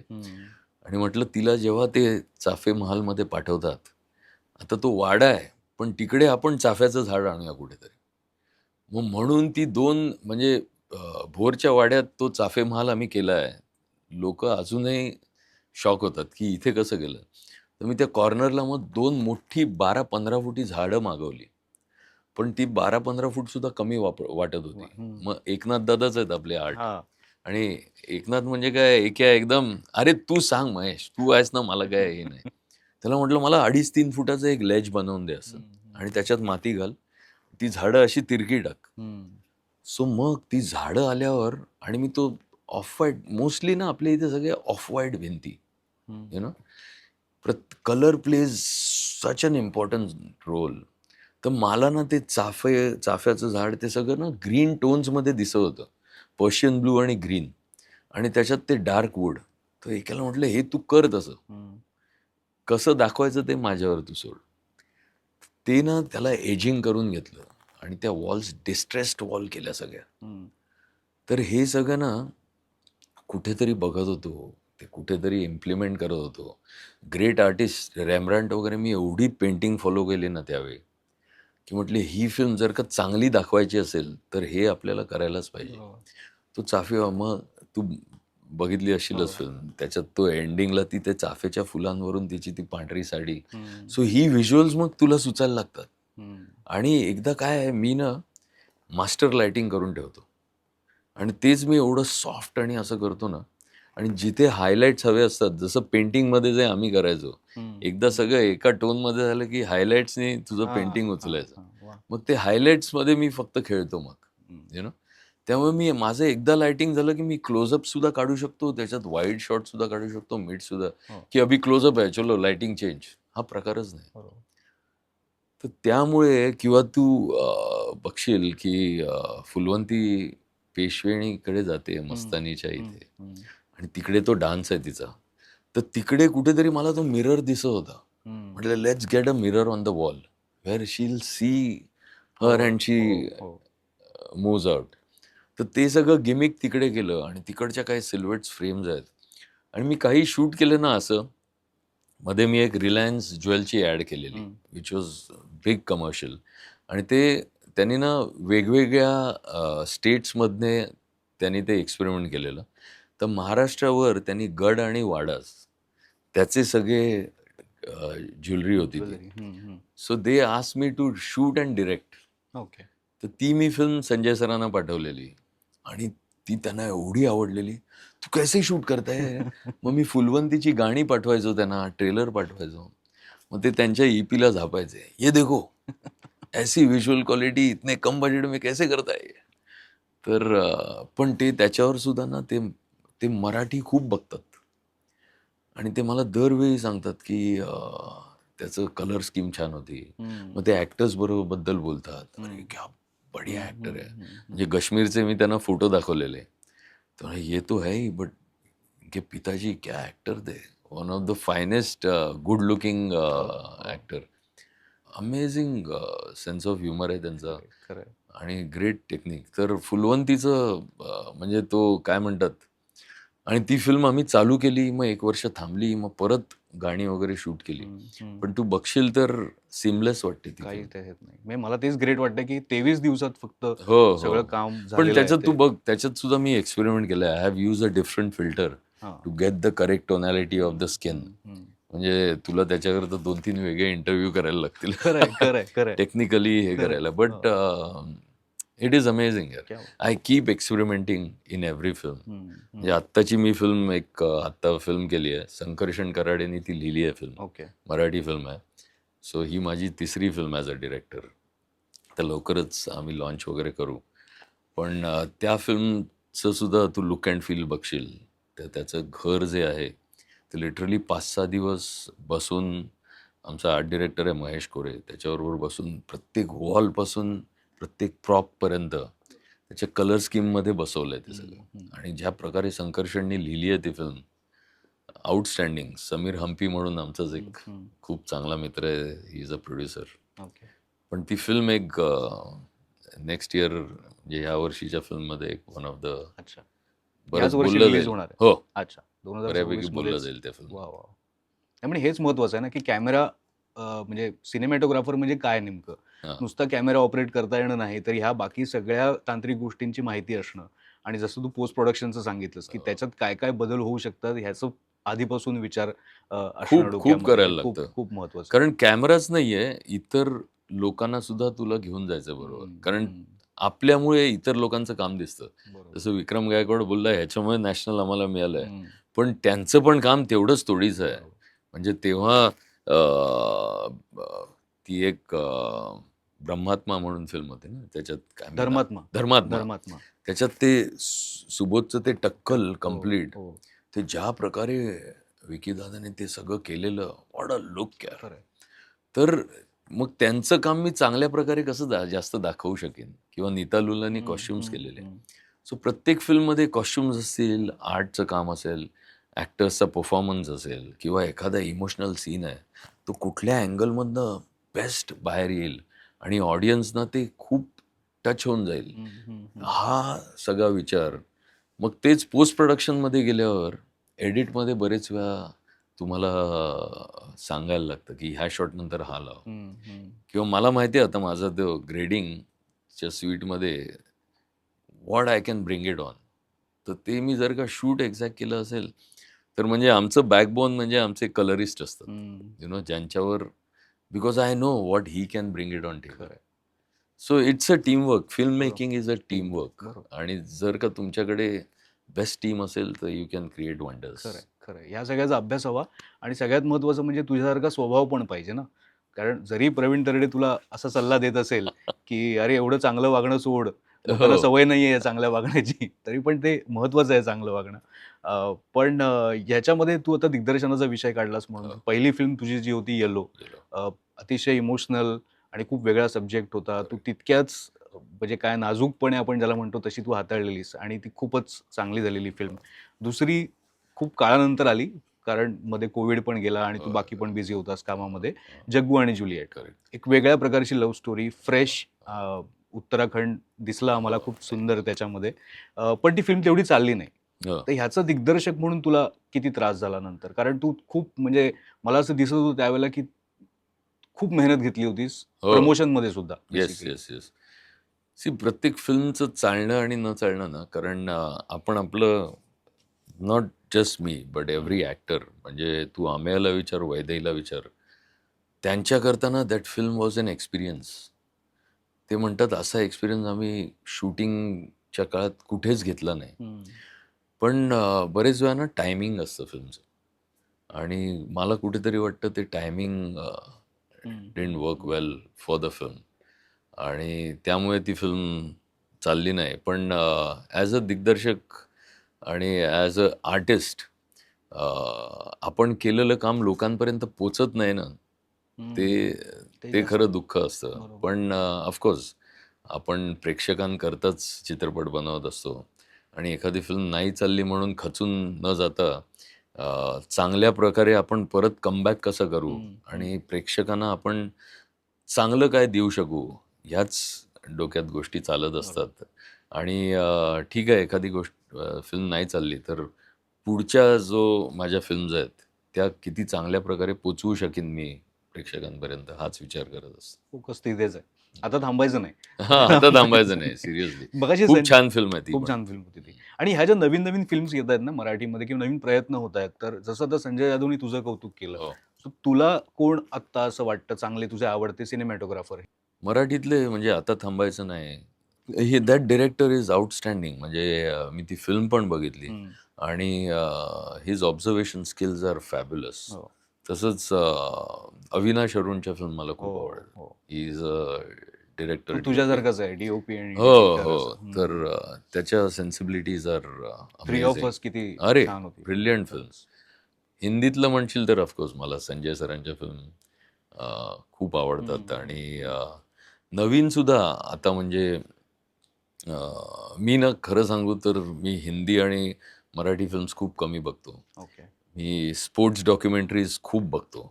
आणि म्हणजे आत्ता लेटेस्ट गेले 7-8 सीझन बघशील तर ड्राईव्ह टू सर्व्हाइव्ह F1 वरची फिल्म आहे, किंवा लॉट ऑफ फुटबॉलच्या म्हणजे आयकॉनिक डॉक्युमेंटरीज आहेत, त्या मी खूप बघतो. कारण तिथे काय आहे, इंटरव्ह्यू बेस्ड, म्हणजे आत्ता आपण बोलतोय पण त्याच्यातून, आणि फुटबॉल मॅचेस असतील किंवा F1 रेसेस असतील किंवा क्रिकेट, इंटरव्ह्यूज आणि लाईव्ह ॲक्शन फुटेज, त्याच्यामधून ते इमोशनल कनेक्ट काय करतात यार.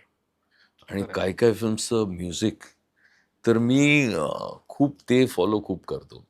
तर यंग सुद्धा खूप डीपीज खूप छान कामं करतात आता. आणि फक्त मला असं वाटतं की तुम्ही 2-3 वर्षाचा एक्सपिरियन्स घेऊन इंडिपेंडंट काम सुरू करू नये असं मला वाटतं. कारण मग बऱ्याचशा फिल्ममध्ये त्या त्रुटी दिसतात तुम्हाला.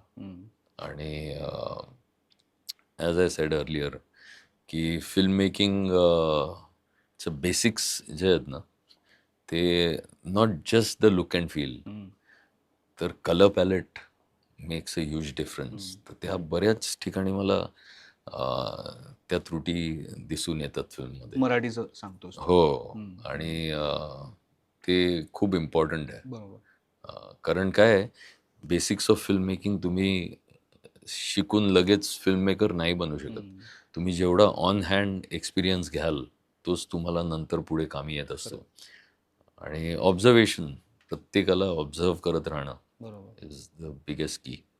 हे जे तू मराठीबद्दल जे म्हणालास, तर हा एक व्हिज्युअल सेन्स आपण म्हणूया. करेक्ट. आणि आपण गेल्या काही वर्षात बघतोय तर इतर जे प्रादेशिक सिनेमे आहेत, मग त्याच्यामध्ये तामिळ असतील, मल्याळम असतील, तिथे आपल्याला तो एक सिनेमॅटिक अप्रोच ज्याला म्हणतात तो दिसतोय आणि सातत्याने दिसतोय.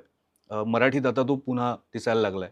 पण एक प्रेक्षकांच्या दृष्टीने जर विचार केला तर तू काय सांगशील की सिनेमा बघताना आणि खास करून मोठ्या पडद्यावर बघताना कॅमेराचं काम हे कशा पद्धतीने अप्रिशिएट तुम्ही केलं पाहिजे? काय आहे, हेच की प्रेक्षकांना आज जग त्यांच्या मोबाईलवर आहे रे. तू वर्ल्ड सिनेमा बघू शकतोस, कुठल्याही प्रादेशिक फिल्म्स बघू शकतोस. आणि तू साऊथच्या फिल्म्स बघितल्यास, not that every film is outstanding, पण त्या त्यांच्या गाजलेल्या फिल्म्स आहेत, तिथे सुद्धा खूप एक्सपेरिमेंट्स होतात. आणि तिथे सुद्धा ते शूट करताना सुद्धा ना वेगळ्या थिंकिंगनी शूट करतात. आपल्या इथे काय आता बजेट नाही म्हटल्यावर फर्स्ट थिंग, अरे कैमरा थोड़ा उसमें देख ले क्या हो सकता है, लाइटिंग देख ले. लोकेशन्स तुम्ही एकाच ठिकाणी सगळं करणार, यु नो. मग ह्या गोष्टी तुम्ही ऑडियन्स तुमचा खूप पुढे गेलाय, तर मग त्यांना तुम्ही परत मागे नाही आणू शकत. बरोबर. मग ते म्हणतात नाही रे, क्वालिटी नाही. So I make sure that which ever Marathi film कुठलीही जी असो, बजेट कमी असलं तरी आय मेक शुअर दॅट ती हिंदी फिल्मशी कॉम्पीट करू शकेल खरंय. In terms of visual language. म्हणजे तू मुळशी पॅटर्न घे किंवा तू सरसेनापती हंबीरराव बघशील किंवा फुलवंती आत्ताचा, म्हणजे त्या कमी बजेटमधल्या फिल्म्स आहेत, पण त्या व्हिज्युअली बघशील तर अजिबात त्या वाटणार नाही. तर हे प्रकार ना तुम्हाला एक्सपिरियन्सनीच येतात. तर माझं सगळ्यांना असंच सांगणं आहे की ऑफकोर्स बजेट कमी असलं तरी तुम्ही पॅशनेट असाल ना, आणि तुम्हाला जर का गोष्टी माहिती असतील की कमी बजेट मध्ये सुद्धा मी कसं जास्त चांगलं दाखवू शकतो ऑडियन्सला. कारण हे बघ, आपण फिल्म मेकिंग म्हणजे चीटिंगच करत असतो. बऱ्याचशा वेळेला आपण चीट करून बऱ्याचशा गोष्टी करतो. आणि त्या मोठ्या मोठ्या कमर्शियल फिल्म्समध्ये पण असतं. पण ते तुम्ही किती चांगल्या प्रकारे बिलिव्हेबल दाखवू शकता, दॅट इज द स्किल. आणि that is what you learn over the experience. म्हणजे एक्सपिरियन्स तुमचा जास्त वाढतो. ओव्हर दी इयर्स तुम्ही ते शिकता. तुम्ही जेवढ्या काय म्हणतात वेगळ्या प्रकारे पण इम्प्रेसिव्ह ह्याच्यात जर का आणलं तर audience always they welcome your stories and look and feel. खरंय. आणि ते थोडं थोडं आता दिसायला लागलंय. म्हणजे मग गेल्याच वर्षी आपण बघितलं तर आता थांबायचं नाही, दशावतार, जारण, बघ ना यार, तिघी आला या वर्षी, किंवा गोंधळ सारखा सिनेमा जो आहे, स्थळ गोंधळ इज असेल, ब्रिलियंट. मस्त मस्त फिल्म. अमलने काय शूट केली आहे ती फिल्म. मला अमलचं काम खूप आवडतं. अमलेंदू की चौधरी.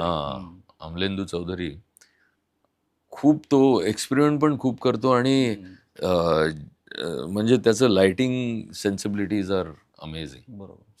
सो बरंच आहे रामायण तुझं आतापर्यंतचं. पण आता रामायण बद्दल बोलूया आपण. रामायणम काय? रामायण दिवाळीत तो रिलीज होतोय. मला असं वाटतं तुझा हा या महत्वाचा टप्पा आहे करिअर मधला सगळ्यात. रामायण तू करतोयस. जेव्हा तुझ्याकडे ही फिल्म आली तेव्हा तुझी काय रिॲक्शन होती? की कारण तुला दिसत होतं पुढची 3-4 वर्ष हो, आता ह्याच्यात आता जाणार आहे. आता जवळजवळ 2.5 वर्ष मी त्याच्यातच आहे. हम्म, आम्ही जास्त बोलू नाही शकत. हम्म, पण नमित मल्होत्रा त्याचं हे काय म्हणतात ड्रीम प्रोजेक्ट आहे. आणि नितीश तिवारी, नितीश सर गेले 7 वर्ष या फिल्मवर काम करत आहेत. आणि म्हणजे काय म्हणतात त्या दोघांची विजन आहे ॲक्च्युली. कारण नमितचा एक्सपिरियन्स इज ह्यूज. बरोबर. मी आणि मालननी तुला सांगतो गॅरेजपासून नमितला बघितलं. अच्छा. आणि the way as a prime focus त्यांनी स्वतःला ग्रो केलं आहे विच इज आउटस्टँडिंग. म्हणजे त्याला पण 30-32 वर्ष झाली सेम ॲज अस. आणि तो त्याचा अप द लॅडर तो प्रवास आम्ही बघतोय. आणि ज्या व्हिजननी त्याला हे करायचं आहे. आणि डीनेक्स सारखी कंपनी त्यांनी टेक ओव्हर केली आहे.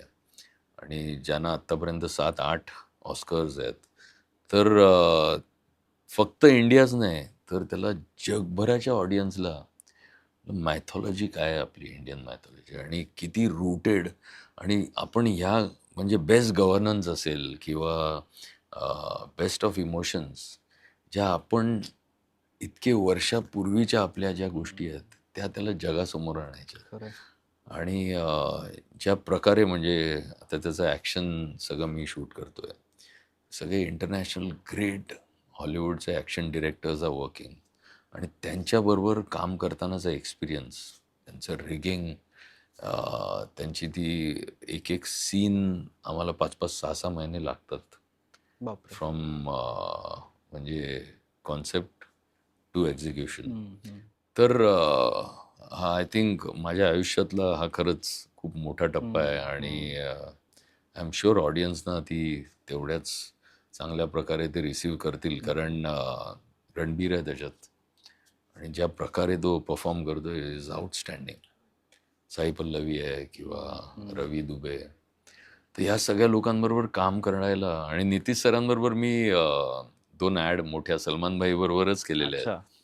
तर I know him as a director. आणि he is a great writer and very intelligent director.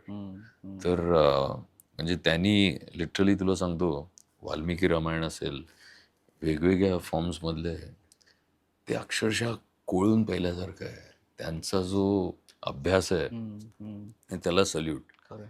तर I am one of the lucky and fortunate people to be associated with Ramayan. बरोबर.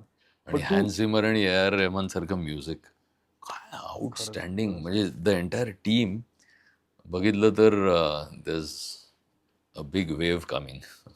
नाही, तू म्हणालास तेच खरं आहे की विजन तुमचं जर मोठं असेल तर मग ह्या सगळ्या गोष्टी तुम्ही अचीव्ह करू शकता. पण ह्याच्यामध्ये सगळ्यात महत्त्वाचा फॅक्टर VFX आहे. आणि ॲज अ कॅमेरामन म्हणून तू ह्याच्यापूर्वी सुद्धा VFX वर काम केलंयस, तशा प्रकारच्या सीन्सवर तू काम केलेलं आहेस. एक कुतूहल म्हणून विचारतो की आत्ता मगाशी तू सांगत होतास की कुठल्या रंगाची भिंत आहे, कुठल्या रंगाचं काय आहे, ह्याच्यावर तुम्हाला लक्ष ठेवायला लागतं. पण इथे तुला माहितीच नाहीये की काय असणार आहे मागे. बरोबर. कदाचित ब्ल्यू क्लॉथ असेल किंवा ग्रीन असेल काय. त्यावेळेचं मग तुझं थिंकिंग कशा प्रकारचं असतं, कशा प्रकारचं असायला लागतं? तो अभ्यास पण तुला कधी करता आला गेल्या काही काळामध्ये? कसं असतं आता आपल्याला फक्त माहिती आहे ग्रीन स्क्रीन किंवा ब्लू स्क्रीनवर शूट करतात. पण ते शूटिंगला जाण्याच्या आधी वर्षभर त्या सीनवर काम झालेलं असतं. मग ते कसे कॅरेक्टर्स असतील, त्यांचं साईज काय असेल, स्केल काय असेल, कॅरेक्टरपासून किती लांब असतील, मग त्याप्रमाणे कॅमेरा अँगल ठरतो. त्याप्रमाणे कुठल्या एन्व्हायरमेंटमध्ये आहेत ती एन्व्हायरमेंट आधीच प्री डिसाइडेड असते. त्याप्रमाणे लाइटिंग करायला लागतं. सो आधी भरपूर काम केलं आहे ग्रीन स्क्रीन ब्लू स्क्रीन्सवर. पण हे काम एक वेगळं चॅलेंज आहे. कारण काय म्हणतात ते राक्षस असतील किंवा ती माणसं असतील त्यांची हाईट आणि त्यांची स्केल ते करेक्ट मॅच करून त्याबरोबर आपली कॅरेक्टर्स रिॲक्ट आणि फाईट करणार आहेत. तर भरपूर वेगवेगळी एक्सपेरिमेंट्स केली आहेत ह्याच्यात. भरपूर वेगळ्या म्हणजे हॉलिवूडमध्ये जे टेक्निक यूज होतं ते आम्ही इथे वापरतोय खूप चांगल्या प्रकारे. म्हणजे आत्तापर्यंत जे जे मोठे टेक्निशियन्स तिकडनं आले काही जण तर शॉकमध्ये होते की बाबा एवढ्या फास्ट एखादी केलेली गोष्ट आम्ही मोशन कॅप्चर केलेलं आम्हाला लगेच बघता येईल हे आम्ही कुठेच बघितलेलं नव्हतं. First time we are seeing it here. So आता तू बघशील तर we are also at par with Hollywood. Of course बजेट्समध्ये they are way too bigger than us. पण आय थिंक हे पण काही कमी नाहीये budget. Namit has put in so much of effort and money to bring Ramayana for the international audiences. So ती मजा एक आहे आणि तो एक्सपिरियन्स आहे तो थिएटरमध्ये जाऊनच घेतला पाहिजे. बरोबर आहे. आम्ही घेणार नक्की दिवाळीत. मला शेवटी तुला एक महत्त्वाचं विचारायचं आहे. तू आता बोलता बोलता काही टिप्स महत्त्वाच्या दिल्यास, काय काय करायला पाहिजे वगैरे. पण एक जनरेशन आत्ताची जी आहे, जसं तू म्हणालास की मोबाईल वरती आहे. मोबाईल रील्स ते शूट करतात आणि मग त्यांना हळूहळू असं वाटायला लागतं की आपल्याला कॅमेरा येतो. हे पण एकीकडे आणि दुसरीकडे तुझ्यासारखी पण मुलं असतील की ज्यांना खरंच सिरियसली सिनेमॅटोग्राफर बनायचं आहे आणि त्याच्यासाठी ते प्रयत्न करतायत. अशा दोन्ही ह्यांना तू काय सल्ला देशील, काय सांगशील की तुम्ही काय नेमकं करायला पाहिजे तर तुम्ही इकडे येऊ शकता? एक्सपेरिमेंट करत राहायला पाहिजे आपल्याला. कारण तुम्ही जेवढे एक्सपेरिमेंट कराल, कारण कॅमेरा सगळ्यांकडे असतो, मोबाईल सगळ्यांकडे असतो. त्याला फिल्टर लावले की छान छान फोटो येतात आणि त्यामुळे पण जर का तुम्ही विदाउट फिल्टर करेक्ट लाईट आणि करेक्ट कलर, म्हणजे colour in the sense correct coordinated colour मध्ये जर का तुम्ही एक्सपेरिमेंट करत राहिलात आणि जर का 10 मधले 6 फोटो चांगले आले तर you have something in you. Okay. नुसतंच ते फिल्टर लावून काढण्यात मजा नाही आहे. तसंच ज्यांना खरंच पॅशन आहे आणि ज्यांना खरंच सिनेमॅटोग्राफर बनायचं आहे किंवा ह्या इंडस्ट्रीत येऊन काहीतरी करायचं आहे, त्यांनी पेशन्स खूप ठेवायला लागतो. पॅशन असते, बरेच वेळा पेशन्स नसतो की 2-3 वर्षात मगाशी सांगितलं की नाही आता बनायचं मला. आणि मग तिकडे मग फिल्म शूट करायला लागल्यावर मग एक्सपिरियन्स नसल्यामुळे बऱ्याच वेळी पीपल गेट स्टक.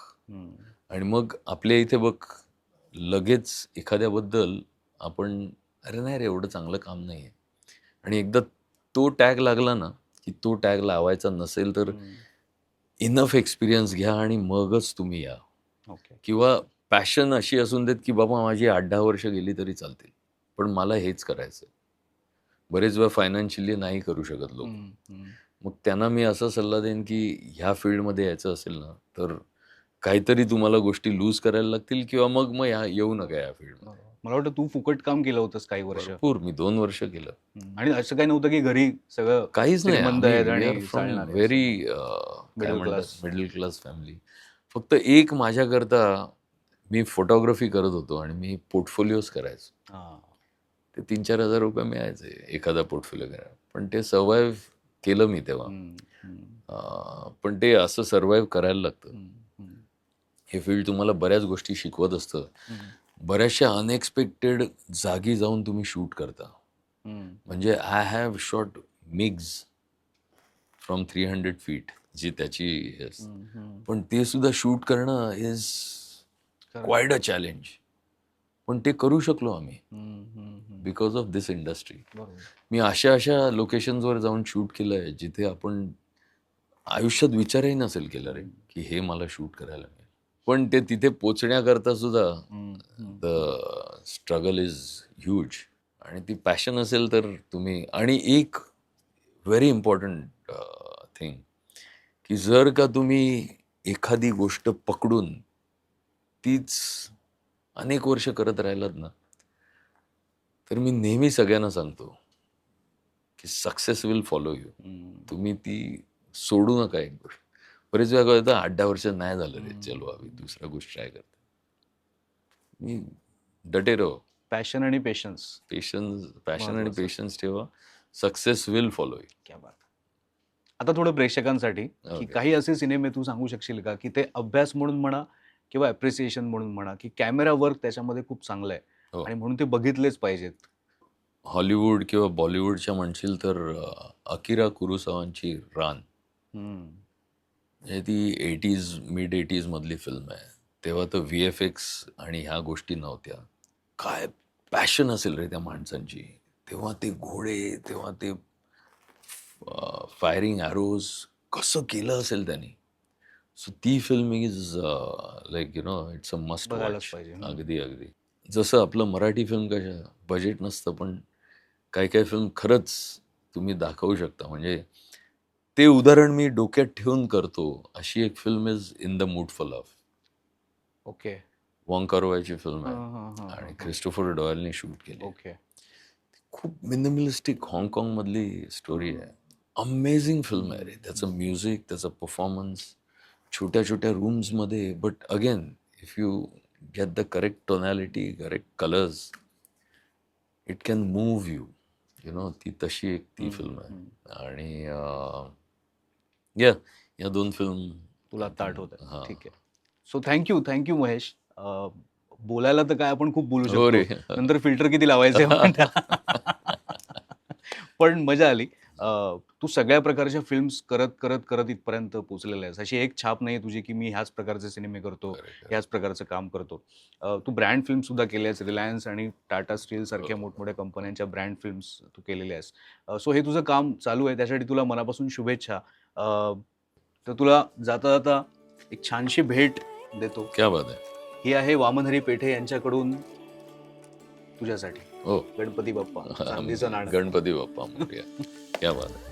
आणि याच निमित्ताने मला तुला विचारायचं आहे की तू इतक्या वेगवेगळ्या गोष्टी सांगितल्यास आणि एवढे कमाल तुझे अनुभव सांगितलेस, पण ह्या सगळ्यात तुझा असा सोनेरी क्षण आठवणीत राहिलेला तो कुठला? बरेच आहेत, पण जेव्हा गौरी आणि आमची दुसरी गौरीच जिनी लहान असलेल्या गौरीने काम केलंय, त्या दोघांना नॅशनल अवॉर्ड मिळालं. आणि त्या दोघी जेव्हा स्टेजवर चालत गेल्या आणि राष्ट्रपतींच्या हस्ते त्यांना अवॉर्ड मिळालं, आय थिंक तो माझ्या आयुष्यातला सोनेरी क्षण आहे. कारण येलो चित्रपट जेव्हा झाला आणि गौरी बरोबर आणि अशा सगळ्या मुलांबरोबर काम केल्यावर, ग्रीड हा प्रकारच नाही रे त्यांच्याकडे. म्हणजे गौरी पण गेली, तिला अवॉर्ड मिळालं. गौरीचं छोटा जिने रोल केलाय, तिची आईला तिच्या बरोबर सांगितलेलं. तिची आई आणि त्या स्टेजवर चालत गेल्या नॅशनल अवॉर्डच्या वेळी. प्रेसिडेंटने त्यांना ते सर्टिफिकेट आहे, तिला सर्टिफिकेट दिलं. तिने उघडलं, मग तिला सांगितलेलं फोटोग्राफर्सकडे बघायचं. तिने ते बघितलं. ते झाल्यावर तिने ते बंद करून परत प्रेसिडेंटला दिलं परत रे. सो बघ ना काय यार. म्हणजे ऑफकोर्स ती लहान पण होती तेव्हा, पण तो माझ्याकरता दॅट वॉज द मोमेंट. इतक्या सगळ्या लोकांबरोबर काम केलंस तू मोठमोठ्या, पण ही गोष्ट तुला तुझ्या डोक्यात राहिली आहे आणि आठवणीत आणि राहिली. ती आयुष्यभर राहील. आयुष्यभर कारण ती माझी पहिली फिल्म होती. बरोबर. आणि सगळे स्पेशल स्पेशल स्पेशल म्हणतात, पण त्यांच्यात ज्या काही स्पेशल गोष्टी आहेत ना, त्या आपण आपल्यात आणूही नाही शकत. आणि ते सर्वात मला टच करतं अजूनही. सो ते माझ्या आयुष्यातलं 6 वर्ष ते एकदम स्वप्नवत होतं ॲक्च्युली. म्हणजे ठीक आहे, बऱ्याच मोठे ॲक्टर्स आणि हे ते, पण तो जो काही एक्सपिरियन्स आहे तो अनमॅच्ड. वा, ग्रेट. म्हणून मजा तुझा आली. ग्रेट आहेस. आणि तुझे असेच ग्रेट सिनेमे, ग्रेट प्रोजेक्ट आम्हाला बघायला मिळू देत. रामायणची आम्ही वाट बघतोच आहोत. Yes. फक्त आम्हाला एक सांग की जग्गू आणि जुलिएट आम्हाला कुठे बघायला मिळेल? तो आता येईल लवकरच OTT वर. अजून OTT वर OTT पण नाही आलाय. कारण मला असं वाटतंय की काही सिनेमे असतात ना की ते नंतर लोकांना आवडायला लागतात. खरे. अंदाज आपणासारखे होय. वगैरे. पण तसं ह्या ती फिल्म सिनेमाचं आहे. होऊ दे. होय. नक्कीच गाणी आहे. पण त्याची खूप सुंदर आहेत आणि Outstanding मिलियन आहे. व्ह्यूज त्याला युट्यूबवर आहेत त्या हो, गाण्यांना. हो. तशीच ती सिनेमा सुद्धा लोकांना आता OTT वर येऊ दे लवकर आणि आवडू दे मस्तपैकी. So thank you very much. Yes, thank you. Thank you Amol. मला शेवटी एवढंच सांगायचं आहे की महेश लिमयेची कारकीर्द जी आहे ती तुम्ही तशीच गुगलवर जाऊन विकिपीडियावर बघू शकता. पण प्रत्यक्षात त्याने जो संघर्ष केलाय, संघर्षच हा खरा शब्द आहे. आणि एकातून एक काम मिळत गेलं त्याला, पण तो स्वतःला सिद्धही करत गेला, स्वतःला बदलतही गेला, अपडेट करत राहिला आणि म्हणून टिकून राहिला. सो माझाही असाच प्रयत्न आहे की कॅचअप हे असंच सुरू राहू दे आणि मी पण असंच टिकून राहू दे. पण त्यासाठी तुमची साथ महत्त्वाची आहे. तर तेव्हा सबस्क्राईब करा चॅनल अमोल परचुरे आणि कमेंट करत राहा तुम्हाला जे काही वाटतंय ते. आणि फॉलो करत राहा सगळ्या बाकी सोशल मीडियावर सुद्धा. भेटत राहू आपण दर आठवड्याला. धन्यवाद. अमोल बद्दल एक सांगायचं, सॉरी मी हां. परत हे करतोय, की बरं. अमोलला सुद्धा मी अनेक वर्ष बघतोय. हो. आणि तो आमच्याबरोबर एका फिल्म मध्ये पण हो, फीचर झालेला होता, रेगेमध्ये. मध्ये. आणि तेव्हा मी तुझा कॅमेरा फेस केला होय, करेक्ट. आणि वन टेक केलाय. हो, बघ ना यार. आपण एल्फिन्स्टन स्कूलच्या तिकडे बाहेर. केलं होतं. सो अमोलला मी अनेक वर्ष ओळखतोय आणि आता कॅचअपचे जवळजवळ 100 आता भाग होतील. भाग हा, तो उंबरठ्यावर जवळ आहे. आलाय. हो. तर all the best to you Amol, Thank you. आणि अशीच प्रगती करत राहा. थँक्यू वर्षानुवर्षे. Thank you very much. मजा आली. मजा आली.